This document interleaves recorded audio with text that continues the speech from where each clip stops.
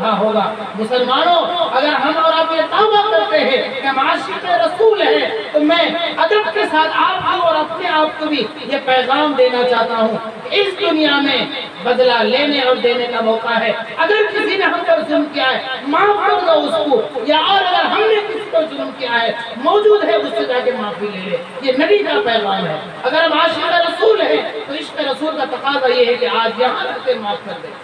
اللہ کے نبی نے قمیص کو کھولا. اب سارے صحابہ اس منظر کو دیکھ رہے ہیں کہ کیسے یہ نبی پر اپنا ہاتھ چلائے گا. پھر کیا ہوا؟ پیچھے سے آ کر کے صحابی رسول صلی اللہ علیہ وسلم نے یہاں پر نبوت کا ایک مہر تھا, اس طرح سے گوشت کو بھری ہوئی تھی.